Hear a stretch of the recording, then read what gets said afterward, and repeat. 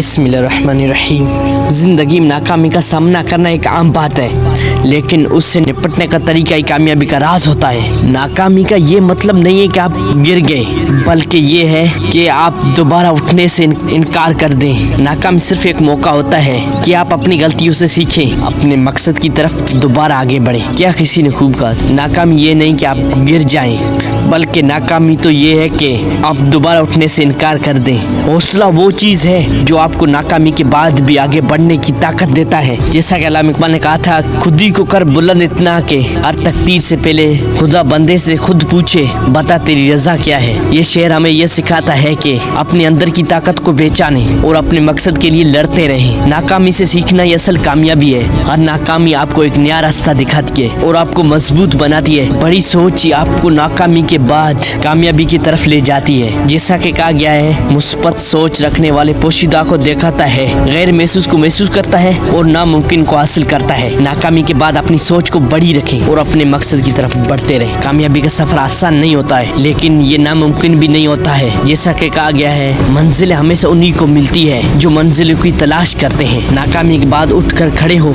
और अपने मकसद की तरफ बढ़े, क्योंकि कामयाबी सिर्फ उन्हीं को मिलती है जो हिम्मत नहीं हारते हैं। नाकामी जिंदगी का एक हिस्सा है, लेकिन ये आपकी कामयाबी का रास्ता रोकने वाला नहीं होना चाहिए। हौसला रखें, सोच बड़ी रखें और अपने मकसद की तरफ बढ़ते रहें। जैसा कि कहा गया है, आपकी मंजिल वहाँ तक है जहाँ तक आप हिम्मत नहीं हारते हैं।